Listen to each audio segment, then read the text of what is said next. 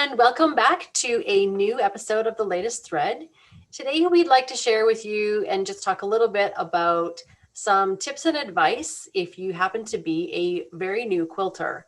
It can be sometimes challenging and frustrating, especially right now when you can't travel to in-person classes. So we wanted to just extend some of our tidbits to you to just give you some help. And we all have lots of awesome things to share with you. So does anybody want to start, kick it off?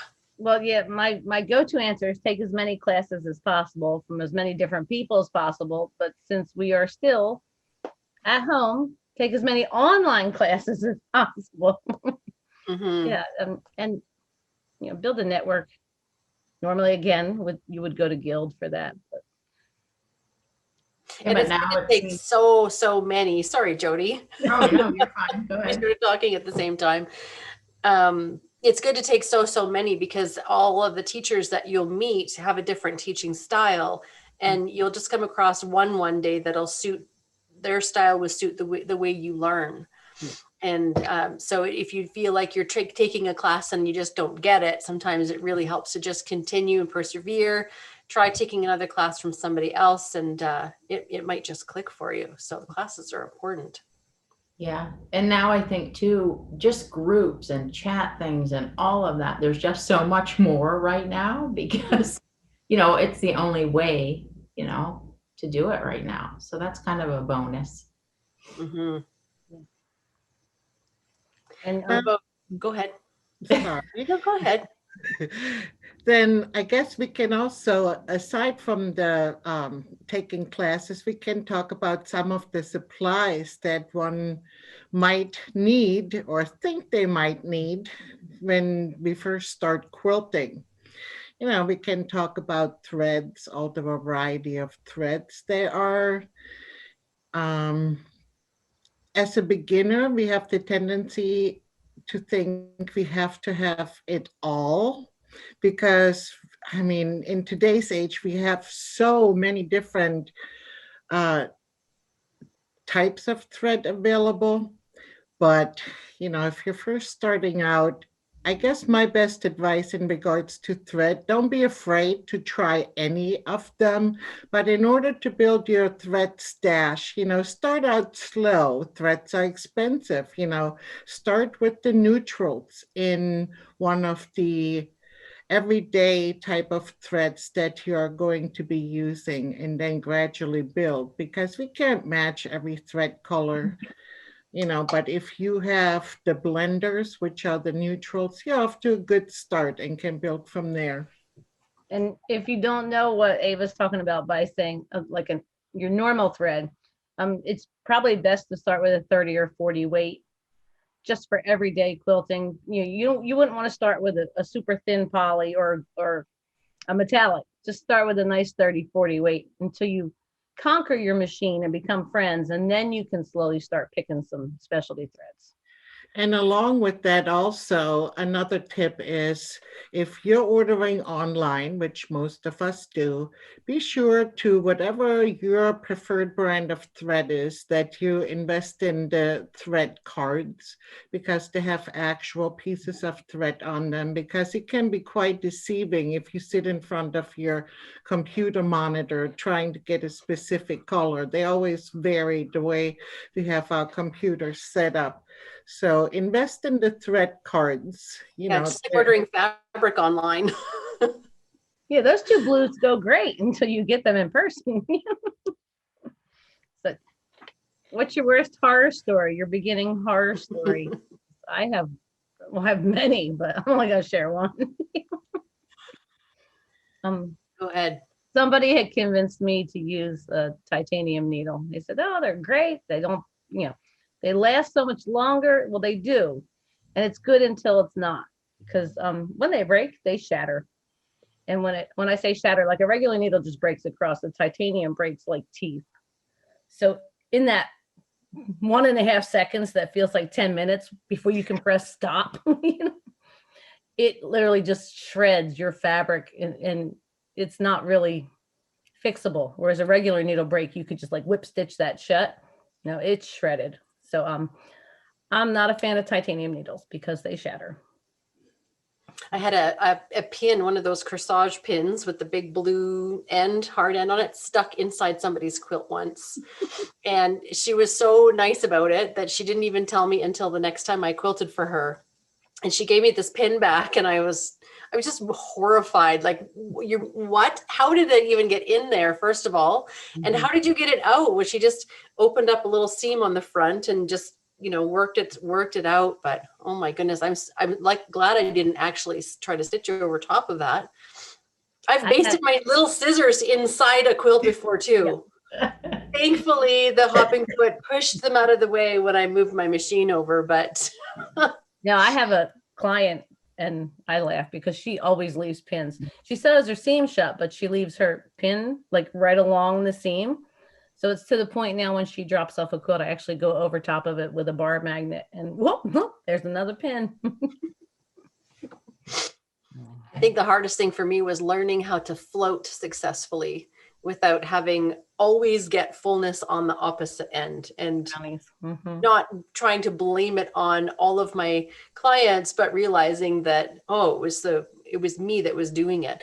And the Gamma quilt clips have been a huge saver for me, for us, for floating, because we pretty much float almost everything. So they're a huge help.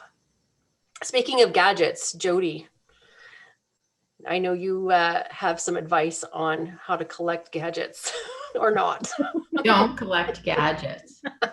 I know it's easy to, I say that because I did it. You buy things and buy things and buy things, thinking that you'll use it, and then you don't. So I would, and like rulers especially, I would say buy like a couple. Because I know some people like big rulers. I personally like a hand-sized ruler. So if you go and buy all these rulers and realize, oh my gosh, I can't even manipulate these size ones, and you have a bunch, then, so it's anything really in moderation. Yeah. But that comes with time, because for many years I bought many things. Well, and that's what it is when you first start out. You really don't know where to start and what you need. So you go to the shows and you see them demonstrating all those things, especially rulers and templates. And it makes sense because they're showing you what all you can use those rulers and templates for. And I really got sucked into, thinking that I have to have all of those. And you really don't. You find yourself, using only certain ones because you develop a quilting style. And then based on that style and what you do, that's when you, I guess, buy specifically for that for the most part. But I think we've all been there. Some of us more so than others. All the sizes when you start, and I have to laugh because Jody and I did the same thing. There's this one circle ruler that we like. It works great. It's got a great concept, but I had only had one, and that was good. Once you know that becomes your favorite ruler, buy every size. That's when you can buy every size. But yeah, in the beginning, we bought like every size of every ruler, and then you're just like, I don't use these. And the nested ones are the easiest grab because they're not as pricey as the full rulers because there's not as much material used to make them. But the little 1/4 inch edge around them is so hard on your hand, especially when you get to the bigger sizes. They're just almost impossible to keep flat and straight. And I fell into that trap when I first started quilting because I was just like, I wanted to get as much as I can for as little money as possible, and they're just not worth it. And I set my pennies aside and bought a nice set of circle rulers in every single size, and you'll know when you get there when you're ready for that. And it's nice once you've experimented with them to weed out the ones that you just don't use. Well, and I think too, for me anyway, certain, like a shape, I find it I don't like to stitch on the outside of a shape. I find that I have a really hard time when you get to certain place in there to hold it. So I always try to find ones when they have an inside. I just, for me, it works better. So now I know. I always look for certain things, I have a beginner tip for that, because it's like, when you buy a new baking sheet and they're so slippery and the cookies literally just slide off when you're done. A clean new ruler is the exact same way. It's just so slippery. And you're right. When you get around to that, about 2/3 of the way around, you start like veering off into the weeds. And I just took a little bit of my fabric adhesive spray and just put like a little squirt on the back of the ruler and place it down. And it just gives enough grip on the fabric so that your ruler isn't sliding around when you're doing it. You have a bit more control. You can buy like 3M tapes and things like that too, but I always have my 505 fabric spray handy. So I just, and then it washes off. I'm like Jody. I like to be inside the fence. Like I can't get out. Got to stay in there. It's like security. And that's funny. I prefer to stitch on the outside. I have a much harder time connecting, which, when we use rulers, the idea is to connect the foot with the ruler in order to stay where you want to stay. And I always tend to lose my connection when I stitch on the inside. So we all have our preferences, and that's why it's important to try out different things to, figure out what works for you. Mm-hmm. Mm-hmm. So you had mentioned groups earlier, Sharon. Yeah. I know Sharon wants to share this with you, but at the end of every episode is a list of all the GAML groups that are online, because you may just be in one, but sometimes you should join all of them, so you get a different take on the different areas of GAML. I'm actually going to bring up one of the GAML groups that we all belong to. And that's the cool thing, because we all belong to it. You guys know you can find us anytime. You can like tag us and hunt us down and ask questions. So this is just one of the GAML groups. Like Karen said, we'll share the list of all of them. And whether you're hand guided or you're computerized, just join them all, because a lot of times they'll talk about a topic in the computerized group that isn't necessarily software related. It could be, just something that relates to you too, and vice versa. So the more groups that you're in, the more exposure to that good information you'll have. So a lot of people don't even know how to make a post, but this is I'm sharing from my Windows PC. And so depending on what device you're on, things can look a little bit different as you navigate through. But below the main picture, you should see like a menu with these headers, and then a spot where you can type something. You can create a post, you can add a picture to it if you want to. And then when you're finished typing, you can click on post. That's one way to get help. But sometimes when you're quilting late at night, or maybe it's a holiday or time of day when you don't think many other people will be quilting, it's surprising how many people actually are online at those times. You can click on this. See, look, there's Jody, Karen, and Ava right there. Right there at the front. So anyway, you can click on the little magnifying glass there, which is your search function. And you can say titanium needle, if I can spell it. And yes, that does help with searching if it's spelled right. Yeah. If you spell it wrong, it'll only bring up the ones that are spelled wrong as well. So it will populate a list of posts that have those words either in the question or in some of the answers, the comments that are in there. So you can go through and see if there is one that matches what your question is. Mm-hmm. There's 42 comments on this one, for example. Some of them will have a little bit less, some of them have more, and you might be able to find your answer within minutes rather than waiting several hours or a day to wait for the right answer to come along. My best advice for the search function for this would be to type in what your subject is and then add the word Weaver, which is the last name of Michelle and Andrew at GAML. And this way, if you search for anything with Andrew or with Weaver in it, you should see, you might see other people with the same last name, but you'll see, for example, Andrew's commented here with an answer to a question on tension, and Michelle has answered here with a question on a spring, backlash spring. So, and those are your trusted sources. So a really good idea just to type that name into there and see what comes up. And more often than not, you'll find the answer that you're looking for before you even type your question. So really, really valuable resource.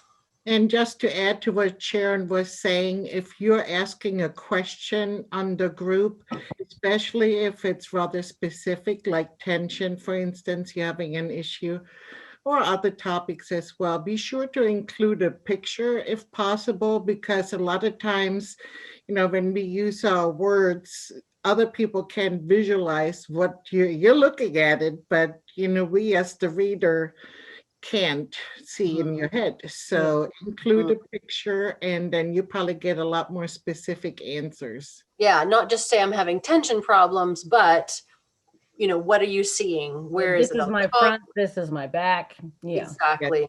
I'm using a 40 weight thread with something in the bobbin. There's never too much information, and that way a lot of things can get weeded out before we even get to the answer.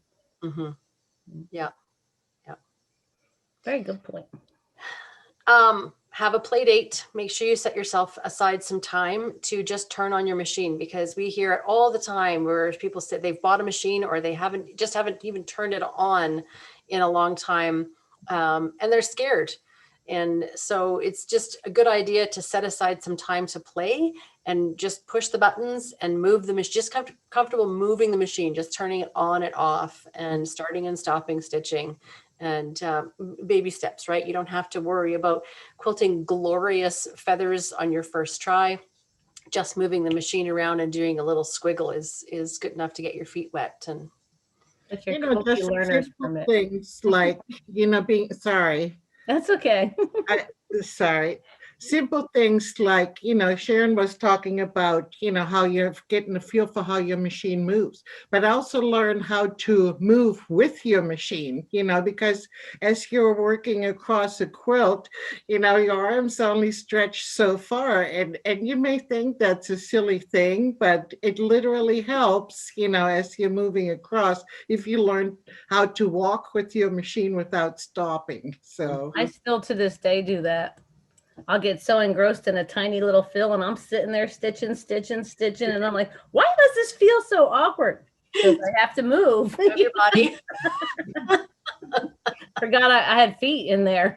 Yeah, it's like when I first learned how to play pool, somebody taught me that cue needs to stay kind of in the center of your chest. And it's like, if you think about that with your needle, if you're always like centered on your needle, you'll just have really good range of motion and good control on both sides. Mm-hmm.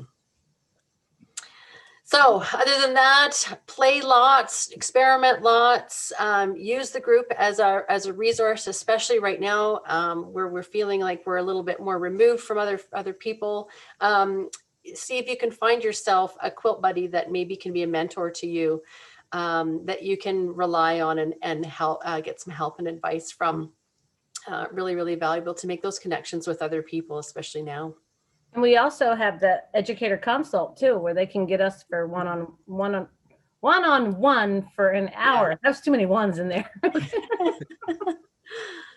Mm-hmm. Yeah, really, really helpful. And you can ask whatever questions you want. I mean, we try to keep it quilting related, but you can just pick our brains. And the nice thing is that Gamel will help you choose what educator would be best suited to help you. So depending on what kind of questions you had or what your skill level is, what you're interested in learning, Gamel will help guide you through those that process to match you up with the right. It's like gamelmatch.com, but not. It's like find your quilty mentor. Okay. Yeah. That sounds a little better. Yeah. Yeah, probably. All right, maybe we should shut her down right now with on that note. We hope that you found a few of our ideas a bit helpful for you as you're starting your quilting journey, or even if you just had a break and you're wanting to get back into it. We hope to see you in those groups chatting and showing us what you're working on, asking questions, and just learning and growing along with the rest of us. So thanks for watching, and we will see you next time on the latest thread. Bye.